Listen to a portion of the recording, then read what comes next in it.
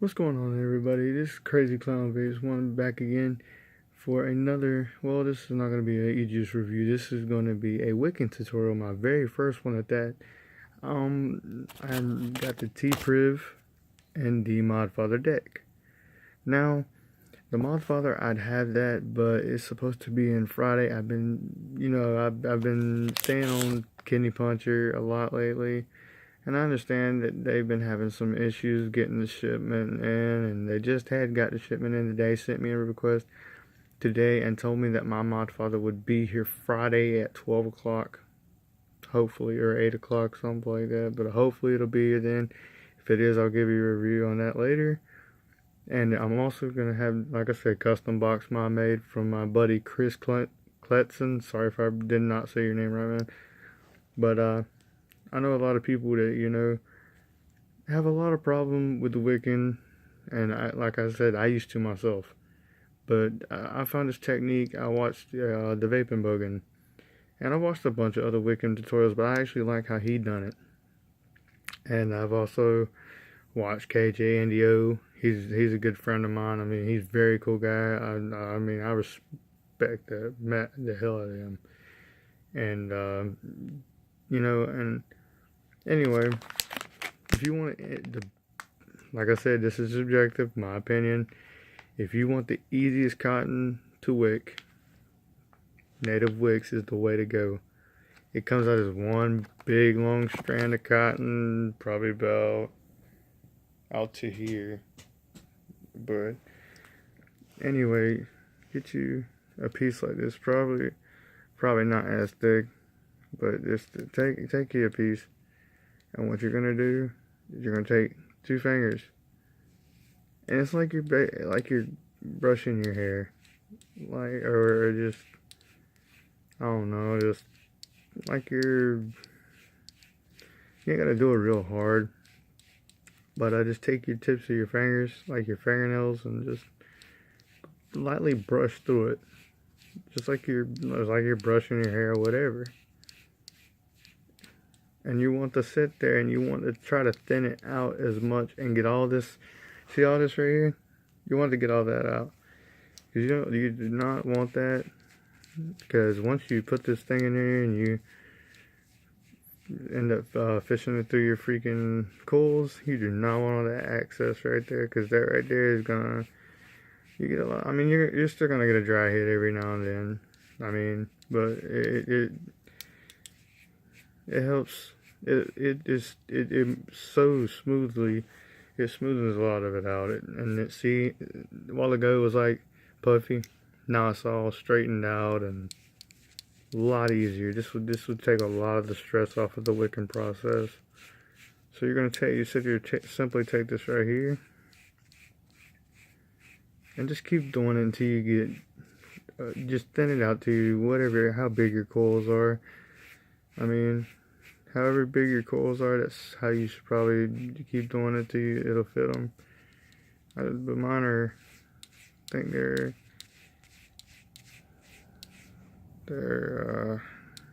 forgot which ones they are. I think I know they're fused Claptons. They ohm out to 1.17, I think. I'm not sure. Anyway, but yeah. So anyway, you got to thin out this right here. This is called the Celtic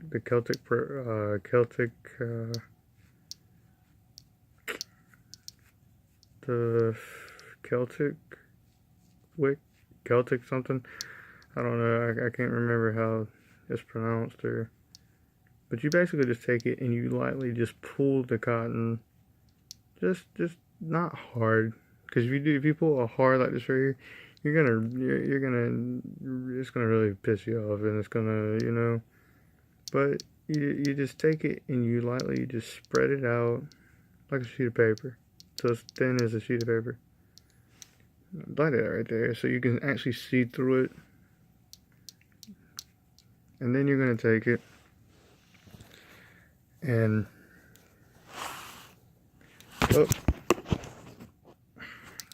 forgive me, my phone's sliding all over the place. Well, you're gonna take it and roll it basically like a joint.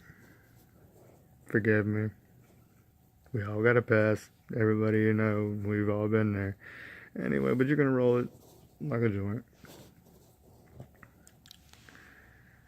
And once again, go back and do this a little bit more, just a little bit.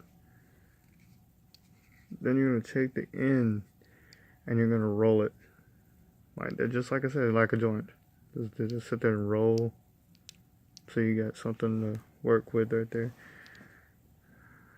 Then you just, I always wet mine, because usually it'll keep the, I hate with wicking the thing, if you start getting on and they just won't stay all the way in there. And always make sure when you're wicking these, you always hold on to your coil, because if you do it too, like if you do it too tight, then you're gonna mess your coils up. So that's a big factor. And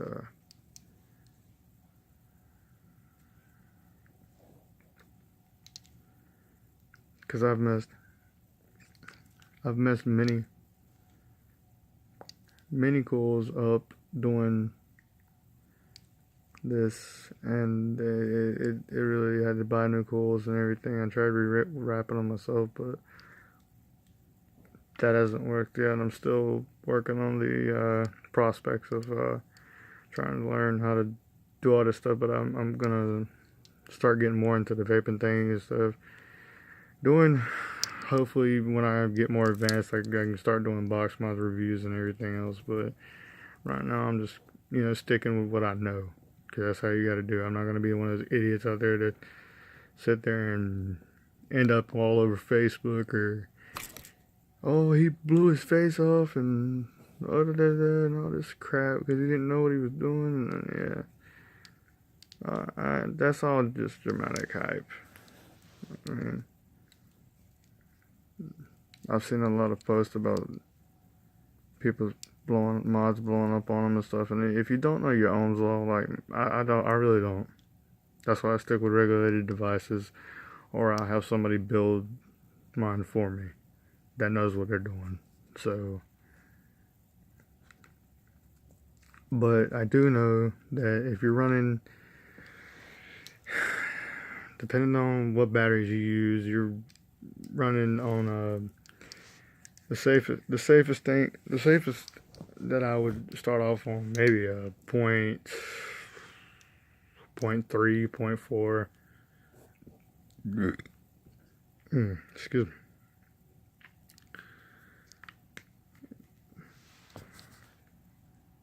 But I wouldn't build so high or too low. I mean, because if you build too low and you're like, if you got a nick in your battery or anything like that, do not use those, please. Let me show a prime example of a battery that you do not use. Stuff like this. You see all that? There's pure rust on this thing, man. I have to tell you, these were my favorite batteries. The MXJOs, I reckon. MXJ, yeah, whatever, those. These are my favorite batteries. I love them, but you know, this is not safe. You see, well, you can't really see it, but you don't use batteries like this. Anything that's, you know, gunked up like that right there, do not use. I know people thinking right now, well, you can get new battery wraps. I'm not going to be using a rusty battery. I'm not. I'd rather just go ahead and get new batteries and just. But anyway, there it is. And then you're going to slightly take it and you're going to tuck it down into the juice well. Now what you're going to do, you're not going to, don't press, whatever you do not press the cotton down into the hole. But you're going to want to pat it down. Like smoothly pat it down on top of the hole. Don't, because if you stick it in the juice hole and stuff, it's just gonna, it's not gonna be You're not gonna have a well experienced vape, I promise you. And I've already seen something that aggravates me with this Modfather deck. I mean, like I said, don't get me wrong, love the Modfather RTA. But the thing that aggravates me the most with this, and it might be user error, but the screws are flatheads, and they come undone very easily. I've had that experience where my mod would not fire the coils because I was trying to prime them, and I mean, it's a mess. I gotta go back and tighten them up right now just to be safe, because if not, it won't fire right, and it ohms out to like it popped up to like 2.57 and all that. So I try to tighten them as tight as I can, but yeah, there you go right there.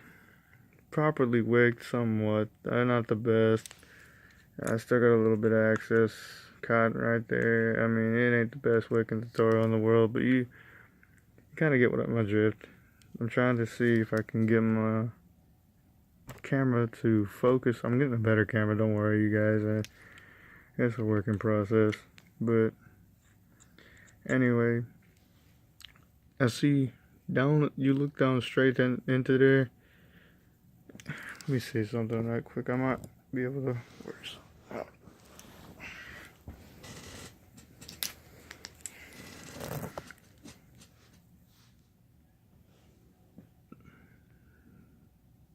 See, so you're basically just patting it down onto the. You're not gonna. But anyway, you can kind of see. I don't know. You trying to get it where you guys can see it. But you can somewhat right there where. But it's just patted down on there and stuff. I'm sorry, you guys. I know you can't see that, but you just pat it down there, and make sure that there's 4 tiny little holes at the bottom that you pat them down on. And I've got juice all over me. But you pat it down on there and stuff. And like I said, do not put it in the holes, because if you do, it's just going to be a mess. And it's not going to give you the best experience about what these RTAs are capable of doing. So, honestly, don't think, in my opinion, that if you're just starting out into the vape stuff, don't go out here and buying this $60-$70 tank that you don't know what you're doing with, like wicking. Or start off with sub-ohm tanks, maybe like a, I don't know, the Baby Beast, the Cleto, the Aspired, forgot what the heck. There's a lot of good sub-ohm tanks out there that are great for flavor, great for vapor, whatever. But if you're far advanced into the stuff, I mean, I'm not that far advanced into it myself, because like I said, there's some stuff I'm still learning, but you learn as you go. But anyways, I just wanted to do this review for you guys to help. It's a wicking tutorial. I know you can't really see it, but I hope this guy help you guys out. This is Crazy Clown Vapes signing off. Keep strong, stay and vape on. Have a good day. Stay out those cancer sticks. I'm telling you, man, they ain't worth it. It ain't worth losing your life over. Stay safe. Know your Ohm's law. Don't mess with stuff that you don't know what you're doing with, and you won't be on the news. Thank you.